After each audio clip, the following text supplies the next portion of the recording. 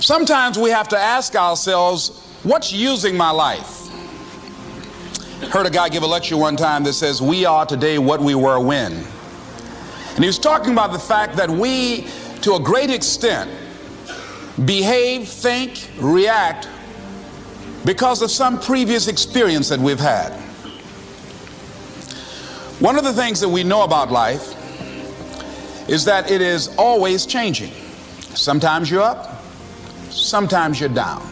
Sometimes things go real well, and sometimes they don't. Sometimes you're happy, and sometimes you're sad. Now that's that thing called life. And when we begin to understand and know that, accepting that reality that we will never ever have things just on an even keel all the time, that you're going to have some ups and you're going to have some downs, but during those down moments, that's where the growth takes place. That's where the work is. See, anybody can feel good when they have their health, their bills are paid, they have happy relationships, business is successful. Anybody could be positive then. Anybody can have a larger vision then. Anybody can have faith under those kinds of circumstances. Am I correct? See, but the real challenge of growth, mentally, emotionally, and spiritually, comes when you get knocked down. Somebody said that adversity introduces a man to himself or a woman. How you handle it, that's where the growth takes place. When I was facing some challenges, I had a guy say something to me, and I suggest this is one of the first things that you want to do when you're facing a challenge. You want to get unstuck. Evaluate where you are. Look at it, assess yourself. Assess yourself and assess the situation. What brought you there? What role did you play? Earl Nightingale had a saying I like. He said, all of us are self-made, but only the successful will admit it. What has brought you to this point? What did you learn from it? Are you learning anything, or are you doing it over and over and over again? Somebody said that insanity is doing the same thing in the same way, expecting a different outcome. Are you going through it, or are you growing through it? Are you bigger and better because of it? Because it's not going to leave you until you grow through it. I was going through a major challenge in my life that was wearing me out, that was using me. You see, your mind is you know, when you go into a service station to get gas, you don't go in there and just start pumping. When you push the lever up, it clears the previous bill. By the same token, if you want to begin to move, you've got to clear your mind of all the unnecessary luggage and baggage that's weighing us down. I couldn't move, I couldn't think about what am I going to do to get out of this situation, because I was so concerned about what happened and what he did to me and how bad it was. I was so stuck in that I couldn't even focus on what I should have done. Feeling sorry for myself and angry, and none of that was taking me anywhere. So pretty soon I learned through effort, made a conscious, deliberate, determined effort. I had to let it go. I had to forgive it. Let it go and begin to focus on developing myself. And I say to you, you're going to have people to do things to you. Things are going to happen to you. And the most important thing to do is to harness your will and let it go and move so you can grow, so you can get on with your life. It doesn't matter about what happens to you. What matters is, what are you going to do about it? All of us have experienced some tragedy, and if we haven't, we will. And you can either let it destroy your life, or you can build upon it. You can permit it to let it hold you down, or you can decide, I'm not going to let that happen to me. I'm bigger than this. Make a declaration to yourself. Declare all out war that you're going to get out of this rut. I don't care how good you are. I don't care how talented you are. I don't care how much you work on yourself. There are some times when things aren't going to go right. They just are not going to go right. There are times when anything that can happen will happen. Murphy's Law will be knocking at your door. Why? I don't know why. That's called life. And you have to deal with it. Sometimes your life will be in a slump, just like sports.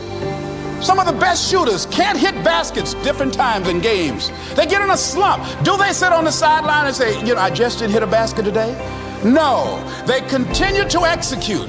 I suggest to you that if you are facing a challenge, don't stop. Stay busy. Work your plan. Continue to do those things that you know that work for you after you have evaluated yourself in the situation. Continue to move. Stay busy, stay busy, stay busy. Find somebody that you can help so you can forget about you for a moment. See, sometimes the best thing to do is to be. Sometimes you have to just back up and go within yourself. A bow and arrow, you can't take a bow and just push it out an arrow. You just can't push the arrow out. You have to pull it back and then release it. Sometimes you have to back up and go within and pray and meditate and recharge your batteries. Go away, clear your head, and then come back and look at it from a different vantage point. Don't operate while you're under the spell or the effect of what's going on. Next thing is that you've got to activate the thinker in you.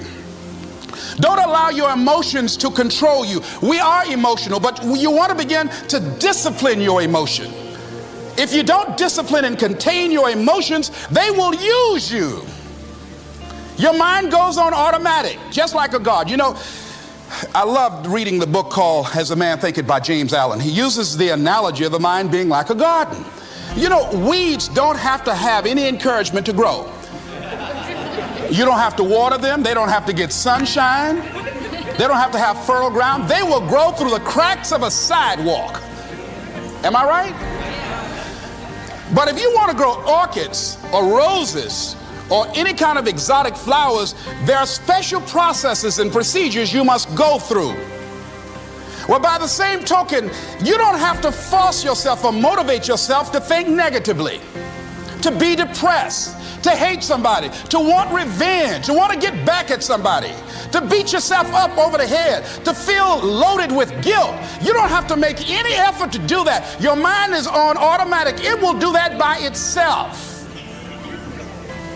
But if you want to begin to move into your own personal greatness, if you want to begin to really enjoy a happy, successful, healthy life, you've got to be willing to go against the tide. You've got to be willing to harness your will and say, in spite of this, I'm in control here.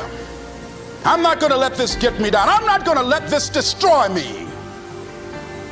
I'm coming back, and I'll be stronger and better because of it. You have got to make a declaration that this is what you stand for. You're standing up for your dreams. You're standing up for peace of mind. You're standing up for health. You want it, and you're going to go all out to have it. It's not going to be easy. When you want to change, it's not easy. If it were in fact easy, everybody would do it. But if you're serious, you'll go all out. So yes, I'm going to turn this situation around. I'm not going to sit back and moan and cry over what happened and what went wrong and who did what. I'm going to do something about this situation. The next thing that is important is that expect things to get better for you, because they are. See, life is cyclic. You're not, whatever experience you're having right now, it has not come to stay. It has come to pass. Not to stay, just to pass. It's just going through. The biggest challenge is to know what's happening. This is a part of this thing we call life. This too shall pass. And maintaining perspective, putting it in perspective. The other thing is, take full responsibility for your life. Accept where you are and the responsibility that you're going to take yourself where you want to go. Someone said we have two primary choices in life.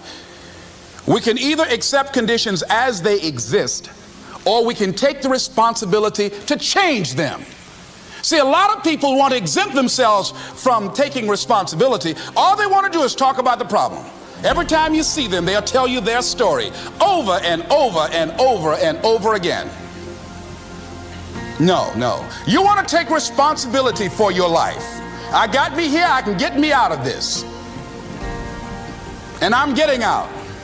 I'm not going to be a volunteer victim. George Bernard Shaw said there are two kinds of people in life.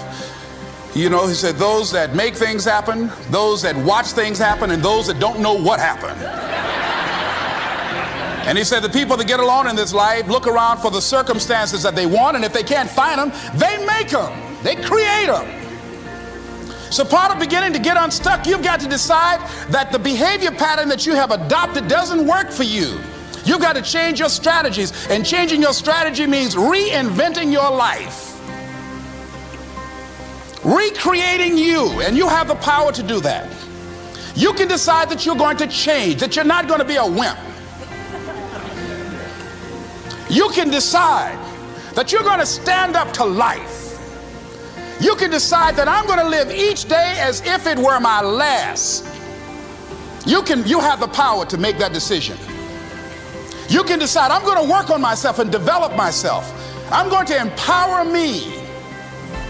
And all of these things that are happening to me right now, they're just temporary inconveniences. They're not stronger than I am. I'm in charge here.